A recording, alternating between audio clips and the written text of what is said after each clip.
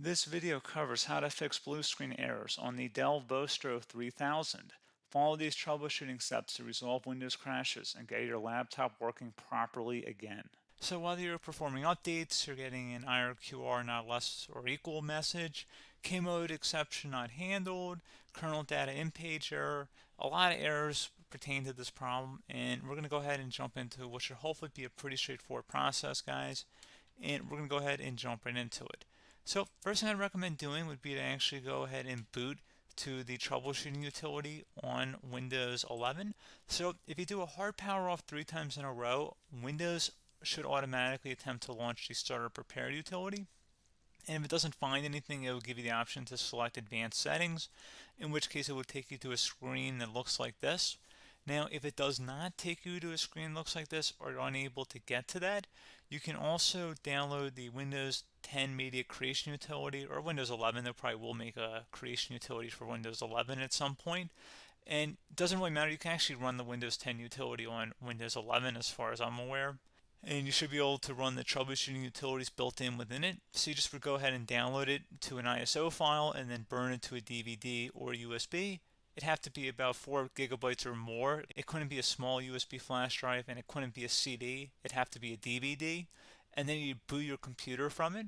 So depending on the computer manufacturer, you'd have to tap a different key on your keyboard in order to launch that menu, in order to select what boot drive you want to go off of. So it could be anything between the escape key, F2, F8, F12, for example. And those are the function keys on the top of your keyboard.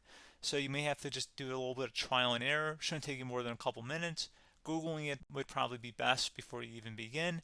But anyway, we're ready to go ahead and jump right into it. So we're on the choose an option page. So these will look very similar whether you're booting from it directly within Windows itself, or if you're plugged in a USB flash drive with the media creation utility installed and you selected the recovery option. So when you are setting up your Windows 11 installation or Windows 10, depending on the drive you're using, there should be an option to repair your computer in the bottom left corner of the dialog window, one of the first screens that comes up. You go ahead and select that, and then it would take you to a troubleshooting screen like you see here. And you want to go ahead and select troubleshoot, reset your PC, or see advanced options. And then there are going to be a whole bunch of options in here that we're going to explore in today's video. The first one, we're going to actually go underneath advanced options, and then select startup prepare, fix problems that keep Windows from loading. So go ahead and select that first.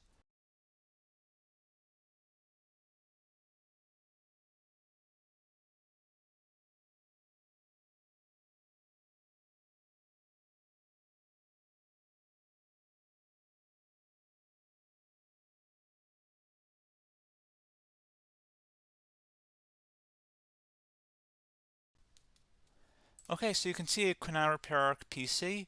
That was our first option we could try. Something else, if we go back into advanced options here, and then select troubleshoot, we're going to go underneath advanced options again.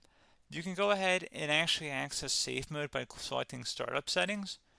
And then if you select the restart button, you have the option on the screen select safe mode with networking, which will give you a key on the screen. It'll tell you which key to press to enter that. I believe it's the F7 key. It'll do that for you. I'm not going to go over that in today's tutorial because I don't really want to go into safe mode, but you're more than welcome to attempt that by going into here and then selecting restart. Again, it'll launch another screen. It'll say what key do you want to press, and it'll give you like 7 or 8 different options, and you want to select safe mode with networking. There's also an option for a command prompt too, but that's going to be something we're going to cover later in this video, and we don't even have to go through that in order to access it. So that's why I'm not going to really push for that, because unless you know exactly what's causing the problem, you probably don't need to go into safe mode. Unless you're trying to recover files, in which case then you definitely can go into safe mode, but we're trying to actually recover our computer here. So I hope that makes sense. Something else we can also try here as well would be to uninstall updates, remove recently installed quality or feature updates from Windows. So if you go ahead and select that, you can uninstall the latest quality updates, which generally is the more day-to-day updates. Feature updates are the less regularly released ones, like the big ones. I would equate it to service packs in like Windows 7 and Windows Vista and Windows XP. So larger updates that occur once or twice a year at most. And the quality updates are more just a regular update. So probably obviously depend. It'll take longer if you're going to try and uninstall the latest feature update versus quality update, and maybe you don't need to go back that far. So just giving you guys a couple pointers with that. Something else you can also look at here, and we're going to jump into the command prompt in a little bit, but you can select System Restore, which will use a restore point recorded on your PC to restore Windows. And this is something I would highly recommend here, guys. So select Next. Assuming you have a restore point saved on your computer, you go ahead and select the most recently created one, and you'll select Next, and then you'll select the drive. You shouldn't actually have to select the drive. You can scan for affected programs, but we're going to keep it all default here, and then we're going to select Finish. So once started, System Restore cannot be interrupted. Do you want to continue? I think we're going to select yes. I don't think we have anything better to do on our computer right now, so just give it a moment here to initialize. It will take a couple minutes to run, obviously depending on how large your hard drive is and how much is saved on the System Restore point. So just give it a couple minutes here.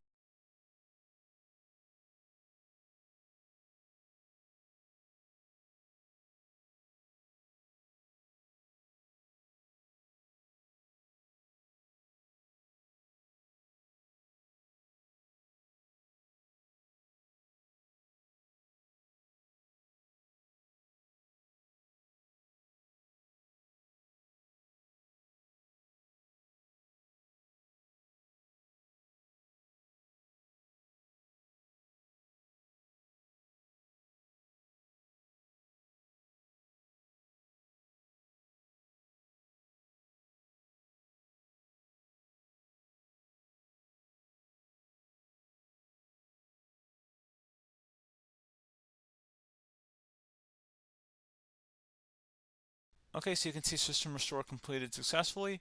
The system has been restored. Your documents have not been affected. Click the Restart button to restart your computer. Go ahead and select Restart.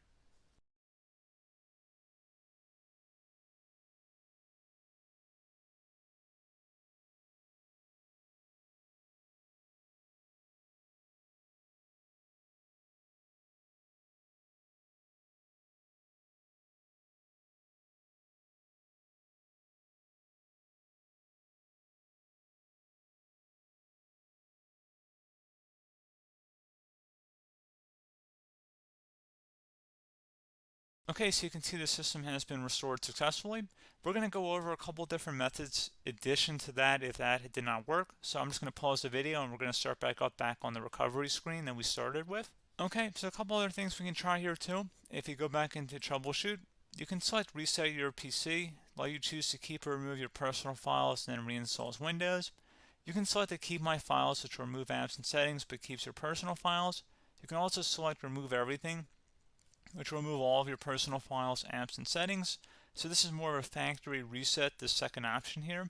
First option, it should not delete all of your personal files. However, it will pretty much clear most of your programs. And keep in mind, there's no guarantee that your information, number one, is even still available and easily recoverable on your computer to the point that you actually would be able to recover anything.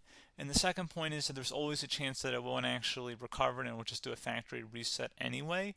So there's no guarantee that actually would keep your files anyway. So I would recommend trying to get a recovery tool and backing that up first before selecting it anyway. But again, those are a couple of different options. And then something else you can try here if you go back to the choose an option. Another option, if you go underneath choose an option and select troubleshoot, advanced options, and now select where it says command prompt. Okay, so the first thing we should do is type our main hard drive here. In most cases, it should be the C drive. So you just do a C colon and then hit enter on your keyboard. So once you're underneath the C drive, we're going to type in dir and then hit enter on your keyboard. It should have program files, users, and Windows all in there. That's how you know you're in the right directory.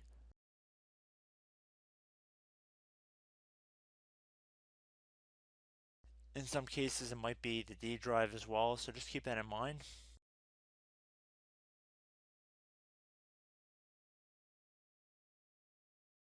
Next thing we're going to do is type in cd space / Windows / system 32 / config, and then you're going to hit enter on your keyboard.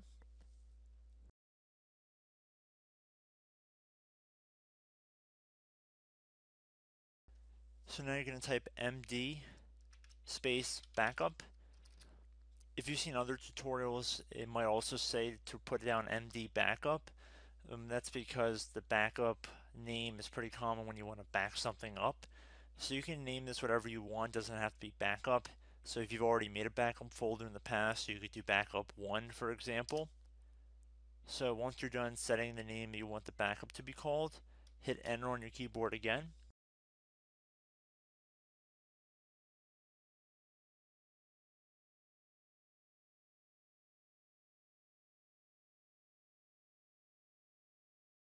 At this point you want to type copy, C-O-P-Y, space, then you want to do the star symbol above the 8 key, then do a period or a dot, whatever you want to call it, then another star sign, and then another space, and then type backup, and then hit enter on your keyboard.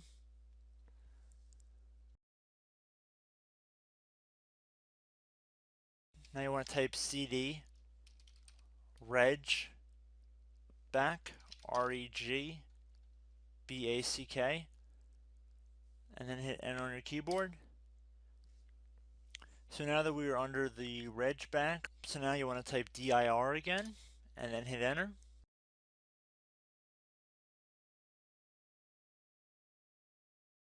So now at this point we're going to type copy again. So copy, space, star sign, dot, another star sign, space, and then 2 dots. So we're going to type copy, space, star sign, dot, sign, star sign, dot, dot, and then hit enter on your keyboard again. So for overwrite, you want to overwrite all. So type A on your keyboard, so capital A, and then hit enter on your keyboard.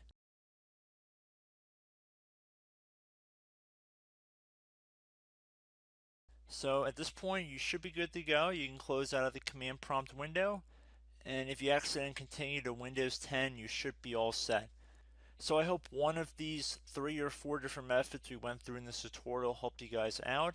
Again, I'm not sure if you guys heard me earlier, but try to go back into your safe mode if possible and uninstall any programs you know might be conflicting with the Windows startup if you can get into safe mode. So just keep that in mind. Something very simple like that could be blocking up everything. So again, I hope this tutorial helped you guys out, and I will catch you in the next tutorial. Goodbye.